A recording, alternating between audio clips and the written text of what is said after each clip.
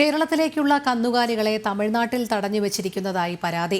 ആന്ധ്ര തമിഴ്നാട് ബോർഡറിലാണ് ഗുണ്ടാ സംഘം തടഞ്ഞുവച്ചിരിക്കുന്നത്.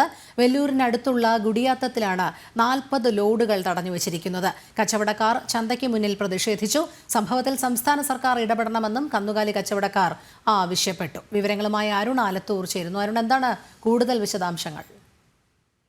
പാലക്കാട് കുഴൽമന്നം കന്നുകാലി ചന്തയ്ക്ക് മുന്നിലാണ് ഇന്ന് കച്ചവടക്കാർ പ്രതിഷേധിച്ചത്. എല്ലാ ശനിയാഴ്ചകളിലുമാണ് ഈ ചന്ത നടക്കാറുള്ളത്. പക്ഷേ ഇന്ന് ചന്തയിലേക്ക് കന്നുകാലികളുമായുള്ള ലോഡ് എത്തിയിട്ടില്ല. ഇവർ പറയുന്നത് കേരളത്തിലേക്കുള്ള ഈ കന്നുകാലികളെ തമിഴ്നാട്ടിൽ തടഞ്ഞു വെച്ചിരിക്കുന്നതായിട്ടാണ് പറയുന്നത്.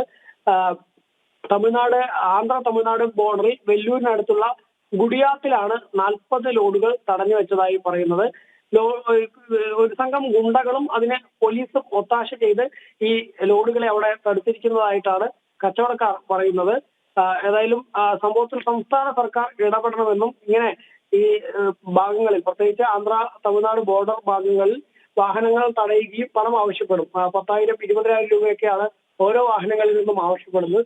വാഹനങ്ങൾ പണം നൽകാതെ ഇരുന്നു കഴിഞ്ഞാൽ അവർക്ക് നേരെ ഇത്തരത്തിലുള്ള ഈ വാഹനങ്ങൾ തടഞ്ഞു വെക്കുന്നത് ഉൾപ്പെടെയുള്ള നടപടികൾ ഉണ്ടാവുന്നു.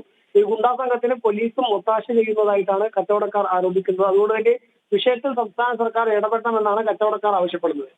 ശരി, അരുൺ ആലത്തൂറാണ് വിവരങ്ങൾ നൽകിയത്.